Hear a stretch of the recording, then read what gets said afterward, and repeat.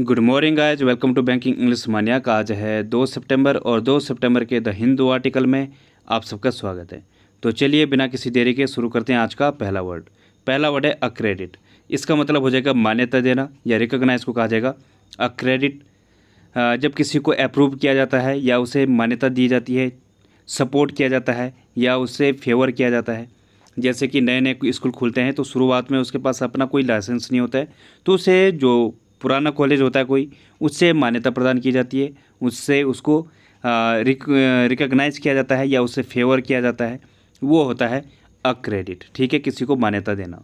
Synonym होंगे इसके licence, authorise, approve, ये इसके सिनोनिम होंगे। इसके कुछ और सिनोनिम होंगे, जैसे क्या हो जाएगा वारंट होगा, इसका मतलब क्या होता है मान्यता देना। ठीक है, इंडोर्स होगा, सपोर्ट करने को आ जाएगा। असाइन, किसी को क्रेडिट देना या फिर किसी को कार्यभार संभालने को कहा जाएगा, कार्यभार देने को कहा जाएगा असाइन। रेटिफाई करना हो जाएगा सर्टिफाई करना। एक फ्रेज होती है क्या, वॉच फॉर, प्रमाणित करने को कहा जाता है वॉच फॉर। एंटीनिम होगा इसका बैन, किसी को बैन करना, उसको सपोर्ट ना देकर उसको प्रमाणित ना करने के जगह उसको बैन किया जा रहा है, उसको बंद किया जा रहा है। डिसअप्रूव करना, डिनाई करना, ये इसका एंटीनिम होगा। एग्जाम्पल होगा इसका only accredited journalist were allowed entry, केवल मान्यता प्राप्त पत्रकारों को ही प्रवेश की अनुमति थी। तो ये हो जाएगा इसका एग्जाम्पल। अगला वर्ड है परटर्ब्ड। इसका मतलब क्या हो जाएगा व्याकुल या अशांत को कहा जाएगा परटर्ब्ड। जो एंक्सियस है, चिंतित है, वो होता है परटर्ब्ड। सिनोनिम होंगे इसके वरीड, कंसर्न, डिस्टर्ब, ये इसके सिनोनिम होंगे। बॉदर, एजिटेट, ये भी इसके सिनोनिम होंगे। बॉदर मतलब बहुत परेशान होना। अनसेटल, डिसकंसर्ट, डिस्क्वाइट, ये भी सिनोनिम होंगे। फ्लस्टर होगा, जो काफ़ी घबराया हुआ है। फेज, वैक्स, ये भी इसके सिनोनिम होंगे। वैक्स मतलब जो बहुत ज़्यादा परेशान हो रखा है, वो होता है वैक्स। फेज मीन्स क्या होता है जो बहुत ज़्यादा व्याकुल है, हतोत्साहित है, वो होता है फेज। डिसकम्पोज होगा, कंपोज मतलब जो काफ़ी शांत है, वो होता है कंपोज। डिसकम्पोज जो अशांत है। एजिटेट हो गया। ठीक है, तो ये इसके सिनोनिम होंगे। एंटीनिम क्या होगा इसका, जो अनपर्टर्ब्ड है, जो व्याकुल नहीं है, अशांत, जो शांत है, काम है, कंपोज्ड है, ये इसके एंटीनिम हो जाएंगे। एग्जाम्पल होगा इसका news of the arrest perturbed her greatly, गिरफ्तारी की खबर ने उसे व्याकुल कर दिया या परेशान कर दिया। ठीक है, तो ये हो जाएगा इसका एग्जाम्पल। अगला वर्ड है रिमिस। इसका मतलब क्या हो जाएगा बेपरवाह या केयरलेस को कहा जाएगा रिमिस। जो कैसा हो, असावधान हो या फिर लापरवाही है या बेपरवाह है, जो वो होता है रिमिस। इमेज में दिख रहा होगा ये काफ़ी लापरवाही की इसने, या क्या केयरलेस थी इसकी, इसने केले के छिलके ऊपर पैर रखा और जो बीच में दिख रहा होगा और ये धड़ाम से गिर गया। ठीक है, ये होता है रिमिस। जो आपकी नेग्लिजेंट होती है, नेग्लेक्टफुल होता है। स्लैक होता है, स्लैक मतलब जो आपका आलसीपन होता है। इनडिफरेंट, बेपरवाह को कहा जाएगा। तो ये होता है रिमिस। सिनोनिम क्या होंगे इसके, हीडलेस, नेग्लिजेंट, रिगार्डलेस, ये इसके सिनोनिम होंगे। नेग्लिजेंट जो क्या है, लापरवाह है, वो होता है नेग्लिजेंट। रिगार्डलेस में क्या होता है, लापरवाह को कहा जाएगा। हीडलेस, जो ध्यान न दे किसी चीज़ पर। ठीक है, तो ये इसके सिनोनिम है। इसके बहुत सारे सिनोनिम हैं वैसे, जैसे क्या हो जाएगा टार्डी हो जाएगा, जो काफ़ी आलसी है। लैक्स, ये भी होता है, आलसी को कहा जाएगा। डायलेटरी, जो कैसा आलसी इंसान है, लेजी इंसान है। लैकाडेसिकल, इसका मतलब क्या होता है आलसी को कहा जाएगा। स्लीप डैश, स्लॉथफुल, और क्या था स्लीप शॉर्ट, ये भी इसके सिनोनिम होंगे। एंटीनिम क्या होगा इसका, जो काफ़ी केयरफुल है, अटेंटिव है, पेन स्टेकिंग है, डिलीजेंट है, स्क्रूपलस है। स्क्रूपलस मीन्स क्या होता है, जो काफ़ी मेहनती होता है, वो होता है स्क्रूपलस। अपने काम के प्रति क्या है, सजग है, जो वो होता है स्क्रूपलस। डिलीजेंट मीन्स भी क्या होता है, मेहनती को कहा जाएगा। तो ये इसका एंटीनिम होगा। एग्जाम्पल होगा इसका she had clearly been remiss in her duty, वह स्पष्ट रूप से अपने कर्तव्य में लापरवाही बरत रही थी। तो ये हो जाएगा इसका एग्जाम्पल। बढ़ते हैं आगे। तो गाइस अगला वर्ड है स्टम्प। इसका मतलब क्या हो जाएगा कुचलना या क्रश को कहा जाएगा स्टम्प। जैसे इमेज में दिख रहा होगा, इसने उन फ्लावर्स को क्या कर दिया, स्टम्प कर दिया, कुचल दिया। ठीक है, सिनोनिम होंगे इसके ट्रैम्पल, स्क्वाश, डिस्ट्रॉय, ये इसके सिनोनिम होंगे। इनका मतलब भी क्या होता है कुचलना। डिस्ट्रॉय मतलब नष्ट करना। एक वर्ड होता है ट्रेड, इसका मतलब क्या होता है रोंदने को कहा जाएगा। ट्रम्प होगा, इसका मतलब क्या होता है पिचकना। एंटीनिम क्या होगा इसका, रिसीड, रिट्रीट, हाल्ट, स्टे, ये इसके एंटीनिम होंगे। रिसीड मतलब वापस लेना। ठीक है, कुचलने की जगह आप आगे बढ़ने की जगह क्या कर रहे हो, पीछे ले रहे हो, ये होता है। रिट्रीट मतलब भी क्या होता है वापस लेना।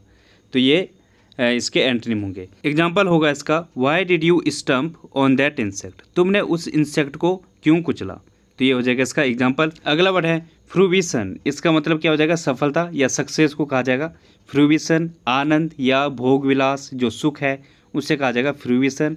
आपने बहुत बड़ी कड़ी मेहनत की है, अब उसका भोग विलास करने का टाइम आ गया है, तो ये होता है फ्रूविशन।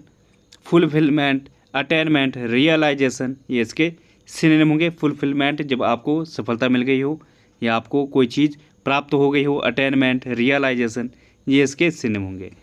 इसके कुछ और सिनोनिम हैं, जैसे कंज्यूमेशन होगा, पराकाष्ठा को कहा जाएगा, या अंत है किसी चीज़ का, ठीक है, आपको सब कुछ मिल चुका है, वो होता है कंज्यूमेशन, अब अंत है, ठीक है। कल्मिनेशन, पराकाष्ठा को कहा जाएगा, शिखर को कहा जाता है कल्मिनेशन। मटीरियलाइजेशन, मूर्त रूप को कहा जाएगा, जब कोई चीज़ आपको मटीरियलाइज हो चुकी है, ठीक है, तो ये होता है। एंटीनिम क्या होगा इसका, इंसेप्शन, जो प्रारंभिक है। फेलियर, सोरो, दुख को कहा जाएगा, तो ये इसके एंटीनिम होंगे। इसका एग्जाम्पल होगा, their efforts came to fruition many years later, उनके प्रयास कई वर्षों बाद सफल हुए, तो ये हो जाएगा इसका एग्जाम्पल। अगला वर्ड है स्टिग्मा, इसका मतलब हो जाएगा कलंक या धब्बे को कहा जाएगा स्टिग्मा। स्टेन को कहा जाएगा स्टिग्मा, स्टेन मतलब कोई धब्बा या कोई ब्लॉट है, स्पॉट है, टेंट है, वो होता है स्टिग्मा। या फिर किसी की इमेज पर क्या कोई लांछन लग रहा है, वो होता है स्टिग्मा। सिनोनिम क्या होंगे इसके, ब्लेमिश, स्मर्च, टार्निश, ये इसके सिनोनिम होंगे। इनका मतलब भी क्या होता है, कलंक या फिर कोई धब्बा है, वो होता है, ठीक है। इसके कुछ और सिनोनिम हैं, जैसे स्टेन होगा, इसका मतलब क्या होता है, धब्बा होता है। स्लर होता है, रेप्रोच होता है, किसी की इमेज को ख़राब करना, टार्निश करना, ठीक है। इम्प्यूटेशन होगा, इमेज ख़राब करने को कहा जाएगा, तो ये इसके सिनोनिम होंगे। एंटोनिम होगा इसका स्टेनलेस, चैस्टिटी, मॉडेस्टी, प्योरिटी, ये इसके सिनोनिम, ये इसके एंटोनिम होंगे। स्टेनलेस, जिस पर कोई धब्बा नहीं है, साफ़ है। चैस्टिटी, पवित्र को कहा जाएगा, जो साफ़ सुथरा है, पवित्र है, ठीक है, तो ये होता है। एग्जाम्पल होगा इसका, being an unmarried mother used to carry a social stigma, अविवाहित माँ होना सामाजिक कलंक माना जाता था, ठीक है, तो ये हो जाएगा इसका एग्जाम्पल। बढ़ते हैं आगे। तो गाइस अगला वर्ड है पर्ज, इसका मतलब क्या हो जाएगा, संशोधन करना, रेक्टिफाई करने को कहा जाएगा पर्ज, या क्लियर करना, साफ करना, परिशुद्ध करना, ठीक है, ये होता है पर्ज। या फिर किसी को निर्दोष साबित करने को कहा जाएगा पर्ज, ठीक है। एक्जोनरेट मतलब क्या होता है, निर्दोष साबित करना, तो ये भी इसका एक सिनोनिम होगा, एक्जोनरेट।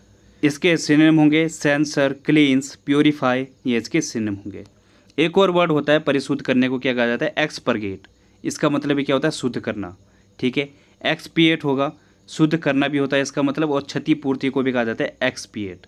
एक्सकल्पेट, दोष निर्दोष को या दोष मुक्त करने को आ जाएगा एक्सकल्पेट, जो निर्दोष साबित हो।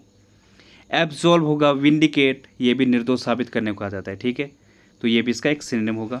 इसके एंटोनिम होंगे डिग्रेड, पॉइजन, डिबॉच, डिफाइल, डिबेस, ये इसके सिनोनिम होंगे। डिफाइल, डिबेस मीन्स भी क्या होता है, किसी को कलंकित करना, और डिबॉच मीन्स भी क्या होता है, कलंकित करना, दूषित करना, ठीक है, तो ये इसके एंटोनिम होंगे। एग्जाम्पल होगा इसका, I have to purged of unwanted files, मुझे जो है जो अवांछनीय फाइल हैं या बेकार फाइलें हैं उनको संशोधन करना पड़ेगा या उनको निकालना पड़ेगा, ठीक है, तो ये हो जाएगा इसका एग्जाम्पल। अगला वर्ड है एग्जोर्टेशन, इसका मतलब हो जाएगा प्रोत्साहन, मोटिवेशन को कहा जाएगा एग्जोर्टेशन। जैसे कि इमेज में दिख रहा होगा, भगवान कृष्ण ने बीच युद्ध में अर्जुन को उपदेश दिया था, ठीक है, उनको प्रोत्साहित किया था कि तुम टेंशन मत लो, मैं हूँ, सब कुछ मेरे हवाले छोड़ दो, क्या सही है क्या गलत है इसकी परवाह ना करो, जो तुम्हारा धर्म है उस पर अडिग रहो। वही बात हम पर भी अप्लाई होती है, आप पर भी अप्लाई होती है। हमें जो है आगे की नहीं सोचना चाहिए कि एग्ज़ाम निकलेगा ना निकलेगा, कोई पता नहीं है इसका, लेकिन हमारा कर्तव्य है कि मेहनत करना, डर लगे रहना और अच्छे से मेहनत करना, ठीक है। तो आप भी इसकी चिंता ना करो, अगर आप मेहनत करोगे तो ज़रूर निकलेगा, और अगर ये सोचते रहोगे निकलेगा नहीं निकलेगा, ये मेहनत करके फ़ायदा होगा नहीं होगा, इसकी यही सोचते रहोगे तो काम नहीं बन पाएगा, ठीक है। तो गीता का ये उपदेश है, ये आपको समझना चाहिए, सिर्फ मेहनत पर, काम करने पर ध्यान दो, अपने धर्म पर ध्यान दो, पढ़ाई पर ध्यान दो, बाकी चीज़ें अपने पे सॉल्व हो जाएंगी। सिनोनिम होंगे इसके इंसाइटमेंट, इंस्टिगेट, इंस्टिगेशन, अर्जिंग, ये इसके सिनोनिम होंगे। अर्जिंग मतलब किसी को अर्ज करना, ठीक है, रिक्वेस्ट करना। इंस्टिगेट करना, किसी को उकसाना, इंसाइटमेंट। गॉड होगा, उकसाने को कहा जाएगा या प्रेरित करने को कहा जाएगा। इस पर होता है कल भी मैंने कुछ और वर्ड पढ़ाए थे इससे रिलेटेड, जैसे फ्लिप था, ठीक है, क्या था, स्टिमुलस था, बूस्ट था, ये भी इसके सिनोनिम होंगे। जेस्ट था, इसका मतलब भी क्या था, प्रोत्साहन, तो ये इसके सिनोनिम होंगे। एंटोनिम क्या होगा इसका, डिस्करेज करना, डिसुएड करना, डेटर करना, लीव, ये इसके सिनोनिम होंगे। डेटर मतलब रोकना, डिसुएड किसी को मना ना पाना, ये होता है। एंटोनिम क्या होगा, ये एग्जांपल क्या होगा इसका, ऑल हिज फादर्स एग्जोटेशन वर इन वैन, उसके फादर्स के जो उपदेश थे सारे के सारे बेकार गए, ठीक है, तो ये हो जाएगा इसका एग्जांपल। अगला वर्ड है फर्स्टिगेट, इसका मतलब क्या होता है, दंड देना या पनिश को कहा जाएगा फर्स्टिगेट। जैसे इमेज में दिख रहा होगा आपको, ये चाबुक से क्या कर रहा है, उसे दंड दे रहा है, मार रहा है, तो ये होता है फर्स्टिगेट। सिनोनिम होंगे इसके कास्टिगेट, कजल, स्कॉर्च, ये इसके सिनोनिम होंगे। कजल में क्या होता है, बेंत को कहा जाएगा, जो इसके हाथ में है ये होता है कजल, ठीक है, जिससे मार रहा है। कैन भी होता है एक वर्ड, इसका मतलब क्या होता है, बेंत को कहा जाएगा, ठीक है। स्कॉर्च मतलब मारना। कजलेंट होगा, विप, विप मीन्स भी क्या होता है, मारने को कहा जाएगा, तो ये भी इसका एक सिनोनिम होगा। एंटोनिम क्या होगा इसका, कमेंड, फ्लैटर, कॉम्प्लीमेंट, एक्जोनरेट, ये इसके एंटोनिम होंगे। कमेंड मतलब किसी की तारीफ करना, फ्लैटर चापलूसी करना, कॉम्प्लीमेंट देना, किसी को तारीफ देना, ठीक है। एक्जोनरेट माफ़ करना, जो ऊपर इमेज में दिख रहा होगा पर्ज में, ये भी इसका सिनोनिम होगा। जैसे कौन सा वाला, एक्सपर्गेट होगा, मतलब किसी को माफ़ करना, ठीक है, तो ये भी आप ध्यान रख सकते हो, ये इसका क्या होगा, एंटोनिम होगा। एग्जाम्पल होगा इसका, दे आर फर्स्टिगेटिंग द एक्यूज्ड, वो जो है एक्यूज्ड जो दोषी है उसको दंड दे रहे हैं, ठीक है, तो ये हो जाएगा इसका एग्जाम्पल। बढ़ते हैं आगे। तो गाइज आज की पहली इडियम है टू लिव इट अप, इसका मतलब क्या हो जाएगा, टू इंजॉय लाइफ, या जीवन का भरपूर आनंद लेने को कहा जाएगा, टू लिव इट अप। जैसे एग्जाम्पल है, he is alive and well and living it up in बहमास, वो जो है जिंदा है और बहुत अच्छा है और बहमास में रह रहा है, ठीक है, तो ये हो जाएगा इसका एग्जाम्पल।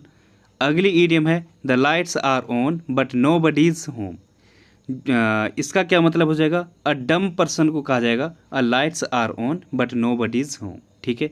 जैसे एग्जाम्पल है, when I talk to my friend she acts like the light are on but nobody is home, जब मैं अपनी फ्रेंड से बात करता हूँ तो वो ऐसे लगती है, कैसे, डम टाइप की, ठीक है, या स्टूपिड टाइप की लगती है, ठीक है, तो ये हो जाएगा इसका एग्जाम्पल। अगली इडियम है, अ पीस ऑफ केक, इसका मतलब क्या हो जाएगा, something very easy to do, जो करना बहुत ही आसान हो उसे कहा जाएगा अ पीस ऑफ केक। जैसे एग्जांपल है, the exam was a piece of cake, जो एग्ज़ाम था वो कैसा था, काफ़ी ईजी था, तो ये हो जाएगा इसका एग्जांपल। अगली इडियम है, as cool as a cucumber, इसका मतलब क्या हो जाएगा, वेरी काम और वेरी कामली, बहुत ही शांत या फिर शांति से को कहा जाएगा, as cool as a cucumber. Cucumber means क्या होता है, ककड़ी को कहा जाएगा, तो जो ककड़ी के जैसे क्या है, शांत है। ककड़ी कैसी होती है, शांत टाइप की होती है, मतलब ठंडी होती है, ठीक है, कूल होती है, तो जो उसके जैसे क्या है, शांत है। जैसे एग्जांपल है, she walked in as cool as a cucumber as if nothing had happen, वो जो है ऐसी गई, इतने शांति से गई जैसे कि कुछ हुआ ही ना हो, ठीक है, तो ये हो जाएगा इसका एग्जांपल। बढ़ते हैं आगे। तो गाइस आज का रूट वर्ड है कैलो या कैली, इसका मतलब क्या हो जाएगा, ब्यूटीफुल को कहा जाएगा कैलो या कैली, जो सुंदर है, ठीक है। अब देखते हैं इससे रिलेटेड वर्ड, जैसे कैलीग्राफी, इसका मतलब क्या हो जाएगा, ग्राफी में क्या होता है, लिखना, कैली मतलब ब्यूटीफुल, तो जो अच्छा लिखे उसे कहा जाएगा कैलीग्राफी। ब्यूटीफुल राइटिंग और डेकोरेटिव हैंड राइटिंग, ठीक है, जो सजा धजा कर लिख रहा है वो होता है कैलीग्राफी, ठीक है। सुलेख को भी कहा जाएगा, जो अच्छा लेख है वो होता है कैलीग्राफी। कैलीफोनी, इसका मतलब क्या हो जाएगा, ब्यूटीफुल साउंड, फोनी मीन्स क्या होता है, साउंड, और कैलीफोनी मतलब ब्यूटीफुल साउंड। इसे जो है कैकोफोनी से कंफ्यूज मत करना, कैकोफोनी भी होता है, कल मैंने पढ़ाया था आपको। कैको मीन्स क्या होता है, जो बुरा होता है, तो जिसकी बुरी साउंड है, बेकार साउंड है, या कोलाहल को कहा जाएगा कैकोफोनी, ठीक है। यह है कैलीफोनी मतलब ब्यूटीफुल साउंड। अगला वर्ड है कैलियोप, इसका मतलब क्या हो जाएगा, ब्यूटीफुल वॉइस को कहा जाएगा, जिसकी अच्छी आवाज़ है वो हो जाएगा कैलियोप। यहाँ पे OPE है, ये एक रूट वर्ड है, इसका मतलब क्या होता है, वॉइस को कहा जाएगा, तो कैलियोप जिसकी क्या है, अच्छी वॉइस है वो होता है कैलियोप, ठीक है, ब्यूटीफुल वॉइस्ड। कैलिस्थेनिक्स होता है, इसका मतलब क्या हो जाएगा, रिथमिक बॉडीली एक्सरसाइज, जो एक्सरसाइज अपनी ब्यूटीफुल बॉडी के लिए करे, गुड हेल्थ के लिए करे, वो होता है कैलिस्थेनिक्स, ठीक है। अगला वर्ड है कैलियोप्सिस। कैलियोप्सिस में क्या होता है? Beautiful yellow flowers. ये येलो फ्लावर्स होते हैं, जैसे गेंदा के फूल होता है येलो वाले, उसी टाइप का होता है, एक दूसरा होता है, लेकिन उसका इस टाइप का वो नहीं होता है। यहाँ पे जगह नहीं है, वरना मैं आपको दिखा देता। तो कैलियोप्सिस होता है ब्यूटीफुल येलो फ्लावर्स, ठीक है। तो ये आप ध्यान रखना। बढ़ते हैं अब आगे। तो गाइज़ ये क्विज थी जो आपको सॉल्व करनी थी, किसी ने भी नहीं किया। क्या था गाइज़? अगर आप सॉल्व नहीं करोगे तो इंटरेक्शन हो नहीं पाएगा, ठीक है। इंटरेक्शन बनाना बहुत ज़रूरी है। आपका इंटरेक्शन अगर मुझसे बना हुआ है तो जो है कंटेंट अच्छा आता है, क्योंकि एक तरफा प्यार बिल्कुल वाकई सही बात है, अच्छा नहीं होता। अगर दो तरफा प्यार है तो जो है काम अच्छा होता है। जितनी मेहनत आप करोगे उसकी डबल मेहनत फिर टीचर करता है। लेकिन आपको दिखाना पड़ेगा। आप कोई वर्ड निकालो यहाँ से, उसे कमेंट बॉक्स में लिखो, उसके बारे में डिटेल में लिखो, उसके सिनोनिम्स लिखो, या फिर आप ये सॉल्व करो जो भी है लिखा हुआ है। तो इस तरीके से इंटरेक्शन बना रहता है, एक जो है मैं आपसे अटैच हो पाता हूँ। तो ये ज़रूर किया करो आप, ठीक है। यहाँ पे क्या था? Unless aid arrives within the next few weeks thousands are starving. मतलब क्या है इसका? जब तक सहायता नहीं पहुँचती अगले कुछ हफ्तों के भीतर हज़ारों लोग भूख से मर जाएंगे, ठीक है। तो सेंस तो ये होना था, लेकिन जो है इसमें एरर की वजह से इसका सेंस कुछ और निकल रहा है। क्या? जब तक सहायता नहीं पहुंचती अगले कुछ हफ्तों के भीतर हज़ारों लोग भूख से मर रहे हैं, ठीक है। तो ये सेंस नहीं बन पा रहा है, अच्छे ढंग से बैठ नहीं पा रहा है। तो मिस्टेक कहाँ पे दिख रही है? सी पार्ट में दिख रही है। तो आर स्टार्विंग के जगह क्या आना चाहिए था? Will starve. क्यों आना चाहिए था विल स्टार्व? स्टार्विंग क्यों नहीं आना चाहिए था? क्योंकि नीचे कंसेप्ट में देखो जो रेड में लिखा हुआ है, अनलेस के बाद अगर सिंपल प्रेजेंट है तो उसके बाद जो है सिंपल फ्यूचर को यूज किया जाता है। जैसे एग्जांपल है नीचे लिखा हुआ, अनलेस यू वर्क हार्ड, जब तक तुम कड़ी मेहनत नहीं करते, यू विल नॉट सक्सीड, तुम जो है सफल नहीं हो सकते, ठीक है, नहीं हो पाओगे। तो ये है कि तो हमने यहाँ पे क्या किया है? सिंपल फ्यूचर को यूज किया है। अब ऊपर देखो अनलेस एड अराइव्स, तो अराइव्स क्या है? सिंपल प्रेजेंट है। तो उसके बाद क्या आना चाहिए था? With in the next few weeks thousands will starve, ठीक है। तो ये हो जाएगा। अब बढ़ते हैं आगे। तो गाइज ये जो क्विज़ है ये आपको पहले खुद से सॉल्व करनी है। क्या है? Yesterday I met a man who was blind with the right eye. इसमें आपको एरर फाइंड करनी है, कहाँ पे है। अगर नहीं है तो नो एरर बताइए, ठीक है। तो पहले आप खुद से देखो, तो मैं आपको आंसर बता देता हूँ इसमें। यस्टरडे कल, I met a man who was blind, मैं एक आदमी से मिला जो अंधा था, विद द राइट आई, अपने दाहिने हाथ आँख से, ठीक है। तो इसमें आपको एरर बतानी है। तो एरर क्या है इसमें? एक्चुअल में सी पार्ट में है। यहाँ पे विद नहीं आएगा, क्योंकि जब हम ब्लाइंड होते हैं तो किससे होते हैं? इन राइट आई होता है, तो इन द राइट आई होगा, ठीक है। तो यहाँ पे एरर किस में थी? विद को रिमूव करना पड़ेगा, इन यहाँ पे रखना पड़ेगा। यहाँ पे एक और ग्रामर का कंसेप्ट है, जो यस्टरडे है उसके बाद हमने कोमा लगाया है, ठीक है। तो अगर यस्टरडे लास्ट में होता, क्या होता? अगर I met a man who was blind with the right eye, तो उसके बाद हमें कोई कोमा लगाने की ज़रूरत नहीं है, यस्टरडे लगा सकते हो। तो यस्टरडे को जब कोई टाइम होता है उसे आप पहले भी लगा सकते हो और लास्ट में भी लगा सकते हो।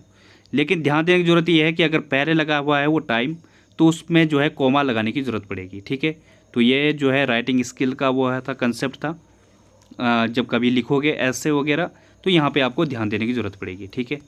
तो गाइज़ अगली क्विज़ है जो आपको पहले खुद सॉल्व करनी है, फिर इसका आंसर देखना। क्या है? Shyam had at least 400 of books. Shyam के पास कम से कम 400 किताबें थी, ठीक है। तो इसमें आपको एरर फाइंड करनी है। तो इसमें मैं आपको बता दूं, ये पहले खुद से सॉल्व कर लेना। सी पार्ट में इसका एरर है। क्यों?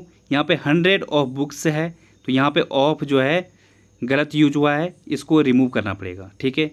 अब इसका कंसेप्ट को देखते हैं पहले, ठीक है।